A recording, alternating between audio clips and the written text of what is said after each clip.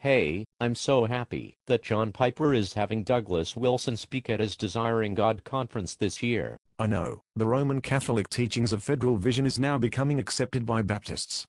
This is great. Yes, we have worked hard to trick Presbyterians and Baptists into believing that man must meet certain conditions to be justified before God. Well, let's thank the Pope for charismatic men like John Piper and Doug Wilson. John Piper's book Future Grace was a masterpiece in Catholic teaching. I know. I loved it when Piper denied the Calvinist teaching of the covenant of works, then taught that the covenant of grace was conditional. Jesuits are proud of Piper, for he has turned grace into a human work. Yes, and Doug Wilson still quotes from that Jesuit book to this day. Hey, let's not forget how federal vision rejects the law-gospel distinction. Wilson's claim that the law is good news was hilarious. I can't believe those Presbyterians fell for that Jesuit trick. I can believe it. They were dumb enough to side with Cornelius Van Til.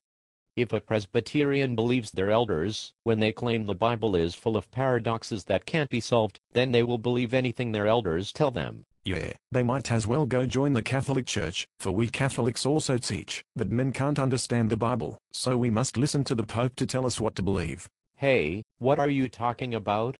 Federal vision proponents have been leaving Baptist and Presbyterian churches and joining the Catholic Church for some time now. I know, isn't that great? There are even YouTube users who make videos bragging about how federal vision is leading dumb Protestants back to the Catholic Church. Yeah, one of them is called Paleocrat. He has a video about how he was federal vision, but is now Catholic. People today are so dumb on YouTube. You can start an account and take a name like Reformed Joe, and people will just assume you are Reformed. Yeah, there's nothing like claiming to be Reformed, then teaching the Catholic view of justification. Hey, what do you think about Paul Washer? He's my favorite Catholic. I love it when he teaches Baptists that they have to trust in their own good works or they are not saved. Yeah, nobody mixes the law and the gospel better than Paul Washer. Sending people to the law when they are scared of going to hell is classic Catholicism.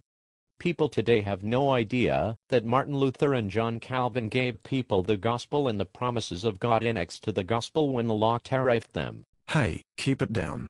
If someone hears the truth, then you might end up starting another Reformation. It only took Martin Luther last time, and it nearly destroyed our Roman Catholic Church. Yeah, the law had terrified Martin Luther. He was scared of going to hell, for he knew he was a sinner. That's right, but Martin Luther wouldn't listen to his Catholic priests who kept giving him more and more commandments to obey.